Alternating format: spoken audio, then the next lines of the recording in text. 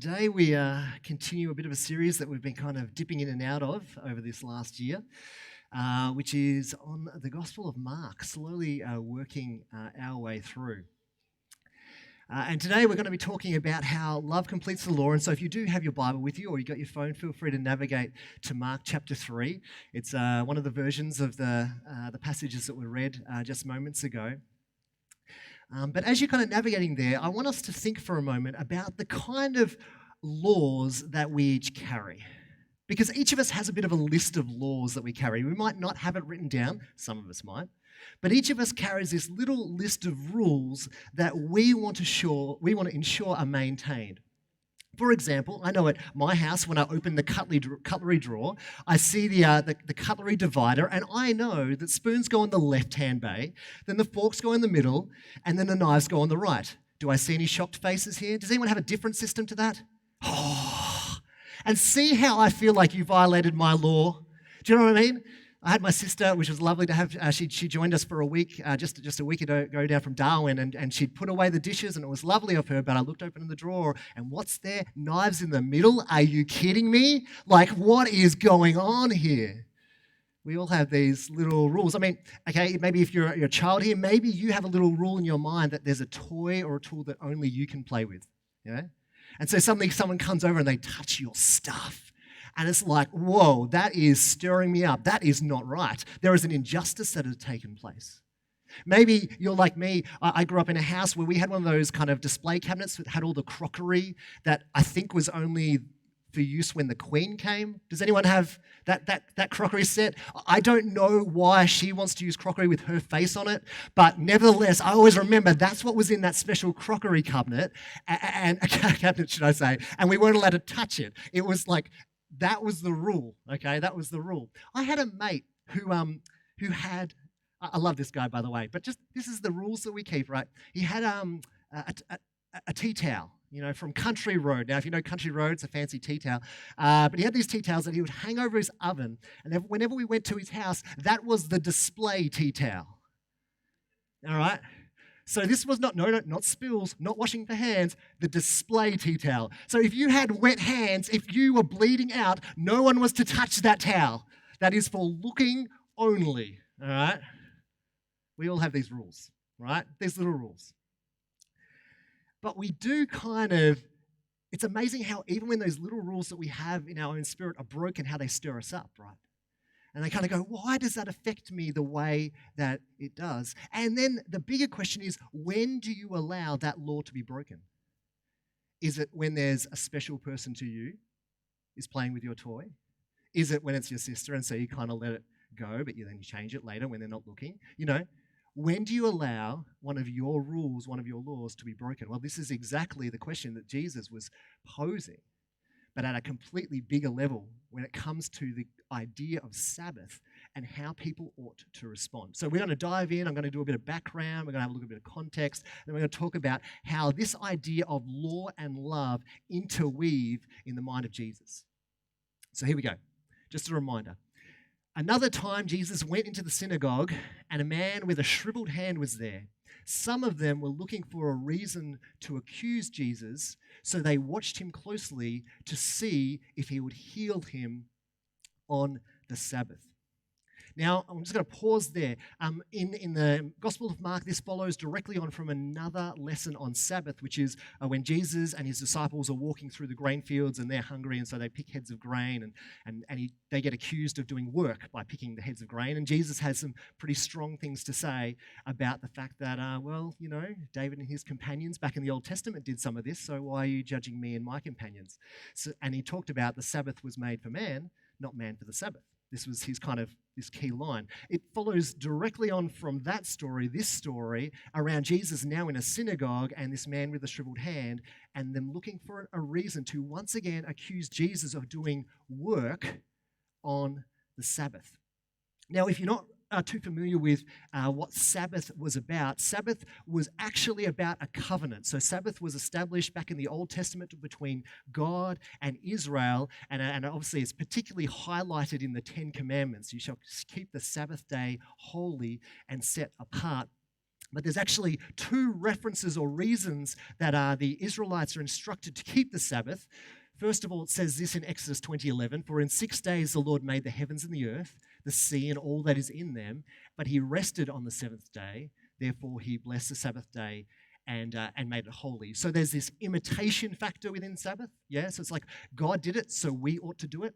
And then later on in Deuteronomy, this is after the people have been released from captivity in Egypt. It says, "Remember that you were slaves in Egypt and that the Lord your God brought you out of there with a mighty hand and an outstretched arm. Therefore, the Lord your God has commanded you to observe the Sabbath day." So you've got this one aspect of Sabbath, which is about imitating God in this creation narrative. And then you've got this second instruction around Sabbath, which is about deliverance. You have gone from being slaves, less than human, to free people, a people who is being made, right? And as people who are supposed to reflect me. And so therefore, for both these reasons, keep the Sabbath day holy. And of course, as Gordon actually mentioned a few weeks back, the Ten Commandments actually were symbolically part of this essentially marriage covenant between God and the people. And so this idea of breaking the Sabbath wasn't just like, I did a bit of work on the Sabbath. This was essentially about violating the marriage covenant. To break the Sabbath was about cheating on God. So when we look at Sabbath, we go, yeah, that's the day we go to church. No. This is far bigger than this. The question of Sabbath was a big, loaded question because this was about loyalty. This was about commitment. This is about, do I actually follow Jesus? Do I actually follow Yahweh, follow God? Okay, so this is why they were looking at the Sabbath so closely. Jesus was there doing all these things and going, is he for God or is he against God? Is he loyal or is he not?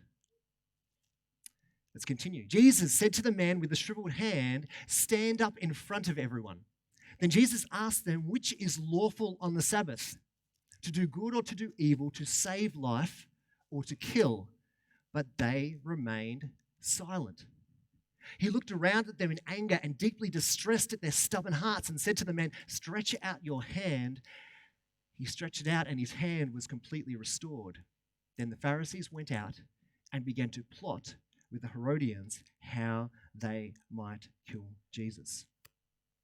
Let's throw back to this key question that Jesus says in the midst of this lesson. Jesus asked them, which is lawful on the Sabbath, to do good or to do evil, to save life or to kill, and they remained silent. It's interesting, I know for me, growing up within the church, and kind of encountering these kind of passages all the time, particularly when Jesus was challenging people around their practice of Sabbath. I look at that question and I kind of go, well, isn't the answer obvious? Isn't the answer obvious? Of course, God is love, so therefore it's got to be the good and to save life, surely. What kind of question is that? Is it rhetorical? Like, was Jesus just kind of putting it out there as a rhetorical question? Well, actually, when we dig in a little bit deeper, we have to understand that this question Jesus posed did not have an obvious answer to the people in that day. The answer wasn't obvious. In as much as we look at it and go, well, the answer is obvious. To them, it actually wasn't obvious. Because the Sabbath was this incredible historical case of people completely missing the point. But nevertheless, in their desire and their heart is actually the pursuit of loyalty toward Yahweh. That's what they wanted. They wanted to demonstrate commitment. They wanted to demonstrate loyalty. And so when Jesus poses this question, it's not a simple answer because you're kind of going, well, yeah, we got to do good and we want to save life, but we also want to remain loyal. Isn't that why God posed this command in the first place? And so Jesus was essentially wading into this whole lot of legalism and specifics when it came to observing the Sabbath, what it looked like to remain loyal to God. We have the Old Testament, which is known as, well, the first 5 books is known as Torah, and along with the Torah or the oral law, the written law, there was also this oral law. All right, this was all the kind of rules that emerged after reading the Old Testament and the Torah and trying to apply it. And so, particularly with the Pharisees of the day, you had the written law, which is kind of what we consider the Old Testament. You had this oral law, which is all the ways that it was applied. And Jesus was challenging the oral law, all the ways that they had applied the written law to their circumstances. Because remember, not observing the Sabbath was essentially like cheating on your spouse, okay? And so from this understanding, rules were created. Now, I just want to have a look at a couple of case studies, examples of the kind of tension that is existing in this question, to do good or to do evil, to save life or to kill it. Here's some specifics in response to this question. Scenario 1, suffering to animals. And we saw this actually in the Luke passage that was read a bit before. Now, there's this phrase, Tazar b'lei hayim, which is to do with preventing suffering to living things, which I think you would all agree is a good thing. Can we all agree? Preventing suffering to living things? Well, they agreed as well in Jewish tradition. And Jesus even throws back to this principle in Luke 14. If one of you has a child or donkey, that can be translated both ways. How crazy is that? Or an ox that falls into a well on the Sabbath day, will you not immediately pull it out? And they had nothing to say.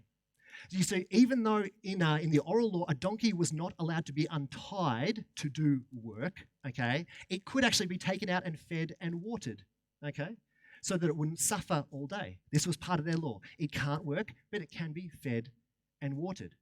So there's this tension of preventing suffering to living things on the Sabbath. You're allowed to prevent suffering to living things, but it's not allowed to work. Scenario number 2, when a human life is threatened. Pikuash nefesh, I don't know if I'm pronouncing that correctly, but that's the particular phrase. And this is actually a law that says you're allowed to violate the Sabbath if there is a life-threatening situation. These rules, by the way, are still in practice today. They're still in practice today. And so this is really important to understand as well. For example, if you're a doctor and you're treating a patient who is critically ill on the Sabbath, you're allowed, or whose life is in danger, you're allowed to break the Sabbath and work, so to speak. Okay, and this actually is still true even if you're concerned that they're going to die, all right? In fact, the law, as it's seen here in Jerusalem Talmud, which is an example of one of the documents that outlines some of the ways to apply the Jewish law, it says to consult a rabbi in an attempt of piety, right, rather than responding to immediately to a life-threatening need is considered as murder, right?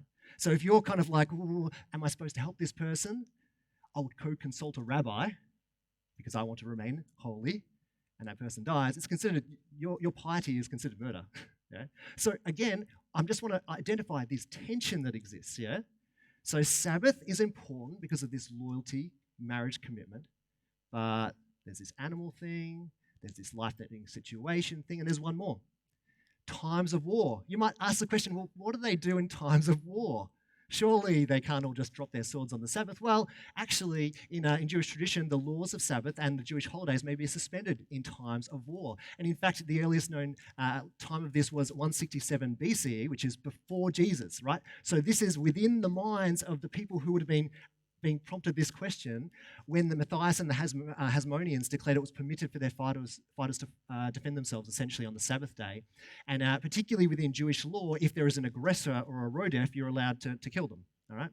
This is just how it worked. And so within the mind and the context of the Pharisees and Jesus and this question, is it lawful on the Sabbath to do good or to evil, to save life or to kill?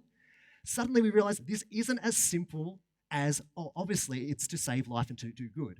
Because we've got war, we've got animals, we've got people in life-threatening situations, and over all this thing, we've got this sense of, I want to demonstrate my commitment to Yahweh. I don't want to break my marriage covenant with God.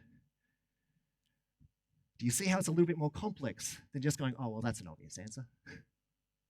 And it was complex. Even today, in Israel, you have Sabbath elevators that stop at every level in hospitals so that people don't have to press a button and do work. Even in Israel today, there are rules around life-threatening situations where if you find yourself in a situation where you need to make an emergency call, in order to not do work on the Sabbath, it is instructed to use your elbow or a pencil to type the numbers on the telephone in order to make that call. I'm not kidding, right? And this isn't, be careful, this isn't because people are stupid. It's not. It's because they want to demonstrate absolute loyalty to their God. Let's keep this in mind and allow it to humble us as we think about what it looks like for us to remain loyal to our amazing God. But of course, Jesus has some things to say about these practices as well. So nevertheless, this situation was complex. This is what Jesus wanted us to understand. It was complex, and so we need to understand that. So let's go back to our scenario. Another time Jesus went to the synagogue, the man with a shriveled hand was there. Now let's think about our scenarios. This man was not an animal who needed watering and feeding. This man was not in a life-threatening situation. This was not a time of war, right? So the rules, the obvious responses to, yeah, of course it's permitted, weren't there. But equally, there was this tension in the people going, well, what should we do? I mean, we're looking after a donkey. It's not exactly a life-threatening situation, but this is an ongoing piece of pain. So the idea of healing, or adding medicine technically, would be considered work. And Jesus would be breaking their understanding of the law. And so here on the Sabbath, we have this legalism, this list of rules that had got in the way. You see, the people had got caught in their rules and lists and forgotten the heart of God in the process. It's like someone so desperate to remain committed that they forget who they married. Yeah? I'm so desperate to remain committed that I've actually forgotten who I married. The heart of that person. And this is what Jesus wants to point out. And so what does he do? The first thing he does in the midst of this complex situation, he asks the man to stand up in front of everyone. I love this. Bold. All right? He boldly promotes love. He boldly wants people to understand the heart of God. Okay? And so he says, stand up in front of everyone. He was actually turning this into a public lesson because this wasn't just a lesson for a few. This was a lesson for everybody. And essentially, Jesus was seemingly unafraid of consequence. And so he waded into the complexity where there would have been many legalistic perspectives present. And he poses an important question. Have we got this right? We're in a synagogue, a place of teaching, a place of debate, and he's saying, have we got this right? Your assumptions, maybe they're not quite on the mark. So have we got this right? And what were the people's response? To be silent. This is really important because Jesus said this is a controversial issue. This is up for debate. And the response of the people was to remain silent. They weren't even willing to engage. Now you might ask, how does this apply to us today? Well, it's a great question, but I think it applies more than ever. Let's take, for example, even just a couple of social issues that are complex. Let's call them for what they are. They're complex. Take the COVID situation. How to respond. Here we are critiquing our premiers and our leaders around particular responses. What should we do? Where should the laws be? Where should the line be? How long should our borders be open and closed? We recognize, can I get some nods here, that this is a complex situation? Yeah? Okay, it's a complex situation. And so there's this sense in which you kind of getting direction and other people are challenging that idea. And the temptation is just to pull away and just go, it's just too hard. Or to take a really strong line and just go, it just has to be this way and there are no exceptions. We see this both in the Pharisees. A strong legalism and also a decision not to engage in the complexity. Take BLM, for example, another complex situation. We can have a very legalistic perspective on this is and this isn't acceptable. And then you've got people who are just so overwhelmed by the complexity, they're like, I'm just going to remain silent. Not even wading into or acknowledging the complexity. Well, what we see in Jesus is actually the demonstration of this public moment of elevating the complexity of a situation and providing some direction, particularly in the form of love, because the law was missing love. It wasn't that the law was bad, it was just missing something. So Jesus boldly promotes love and then he reveals their disengagement. They don't want to speak into it. It's too complex, it's too hard, or my perspective on this will not shift. That is a legalistic Pharisaic response in this circumstance. And so Jesus looked around at them in anger and deeply distressed at their stubborn hearts. And of course, again, at face value, we could look at that question and go, well, he's angry because they're essentially saying to do evil and to kill. Well, maybe. But you know what he's also angry about? Is that they're not even going to talk. They're not even going to discuss. They're either fully legal or fully disengaged. And so Jesus is there making a public statement, raising up this person, saying, I'm going to show you something. We're going to enter into this complexity. I'm going to teach you something that is missing here. Not to dismiss your law, but to speak into it. So here's a question. In our own lives, do we ever choose law without love?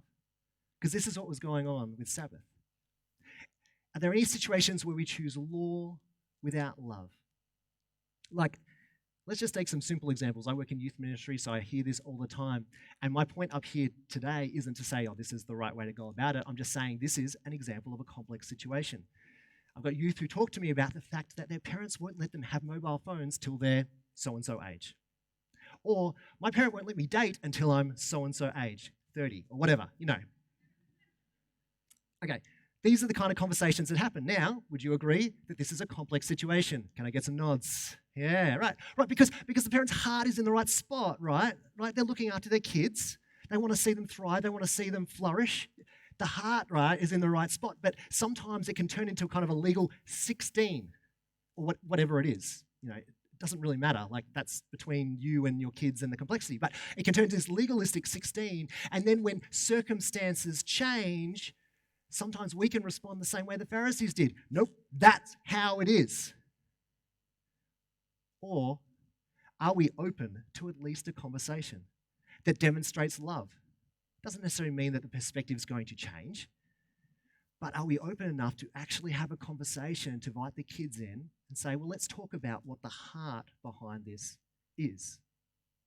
I think about even Zeke, our little fella, we've got a rule. 6:30 in the morning, doesn't get out of his room until 6:30. He can't get out of his cot, but he's like, you're not allowed to get out of his bed till 6:30, you know. And that's a good rule, yeah. And of course, you know, if he wakes up early, there's a temptation to go, well, not 6:30. You just got to ride it out. It's a bit legalistic, though. And while we don't always get it right, you know, there's something about the image of going into the room, and if he's disturbed or if he's just awake, taking him out of the cot and just sitting on a chair with him in the room and just waiting out that next hour and a half in the dark together, you know. It isn't like, oh man, you got us there, Zeke. All right, yep, you beat us out of the room. No worries, just up at 5. Put on the wiggles and drown out your sorrows. You know, it's not that, right? There's the law, but there's love, right? What about marriage? Sometimes you marry someone and you think they are a particular way, have a particular passion, a particular heart, and then amazingly, over 10, 15, 20 years, it changes. Because you learn more about the person, or maybe God's leading them toward different areas of passion, and that's totally fine. God does lead and guide us, and this isn't to say that you can just change willy-nilly and that type of stuff, but if your partner changes, or maybe certain expectations around who's going to work and who's not, where we're going to live and where we're not, laws that we put in place sometimes can be the very thing that restricts love being possible. Are there any areas where we're choosing law over love, choosing law rather than actually having the conversation? Are we open or are we closed like the Pharisees? I'm not open to anything new.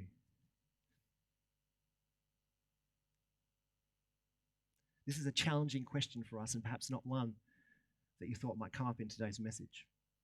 But let's see how Jesus responds as we wrap up. He looked around at them in anger and deeply distressed at their stubborn hearts. Said to the man, stretch out your hand. And he stretched it out and his hand was completely restored. Now, I want to point out something that is just so beautiful in this passage. If you haven't picked up on it already, Jesus and his whole way of going about teaching and leading people was about fulfilling the law, not about breaking the law, right? He came to reveal what the law was designed to do. And so in this example, the man actually stretches out his hand and it was completely healed. You might ask the question, well, who did the healing? Jesus maybe did the healing? Or did Jesus actually do anything? I mean, Jesus just asked him to stretch out his hand. Stretching out your hand isn't breaking the Sabbath. Interestingly enough, what happens here is that God, Yahweh, is the one that heals. Now, don't get me wrong, that could be up for debate. Jesus certainly initiated it. But if these Pharisees and if these people in the synagogue were willing to have a bit of a conversation, it would have been controversial because Jesus didn't actually technically break the law as they understood it, at least in this case. It was actually God who broke his own law. Jesus prayed for healing in other passages, which was not prohibited. But according to Jesus' logic, the one who did the unbinding was actually God himself. And so what we see here is Jesus making a public lesson, a public display of not one who broke the Sabbath or tried to shatter that sense of what does it look like to be loyal to Yahweh, but instead he didn't negate them, and he worked within the law, showing what it looks like to infuse that law with love. In fact, it was God who demonstrated infusing that law with love. This God whose actual heart was to long to show compassion for the suffering of the people in the world. Matthew 5:17, do not think that I've come to abolish the law or the prophets. I have not come to abolish them, but to fulfill them. See, Jesus came to fulfill the law. He wasn't anti-law, so to speak. He was anti-legalism. He was anti-legalism. He wanted the true heart of the law, which we learn about through Paul, about recognizing our brokenness, the fact that we can't actually follow the law, but also that sense of loyalty and about being God's hands and feet and a representation of him in the world. He wants that to be real. And he wants that to be infused with love. And so with respect to the complexity, Jesus waded in, bringing love. And so this is my final challenge for us this morning. What does it look like for us as followers of Jesus today to wade into the complexity of circumstances, to respect the complexity of circumstances, but first and foremost, in the midst of that, demonstrate love? Let's not fall into the trap of legal lines that miss the heart of God. Let's not fall into the trap of disengagement because it's just too hard.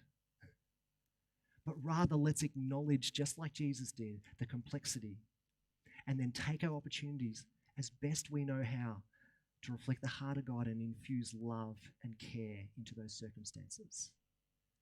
Because when we do that, we actually capture what Jesus wanted to teach the Pharisees and the people in that day and to us today. Let me pray. Jesus, we want to thank you that you have such an incredible example that we can follow. Jesus, we want to pray that you would give us courage in the midst of complex situations. Lord, that we would elevate love. Lord, that we would find ways to demonstrate loyalty, demonstrate commitment, demonstrate our pursuit of you, but not fall captive to the kind of rules and boxes that we might place around us or place others in. Help us to be real. Help us to converse. Help us to be seeking your spirit and your truth in the midst of all circumstances. We don't want to be stuck in the old, in the law and the legal. We want to be guided by your spirit that leads us into all truth. And so, God, help us to do that in our families, marriages, our workplaces, schools, in all these places. Amen.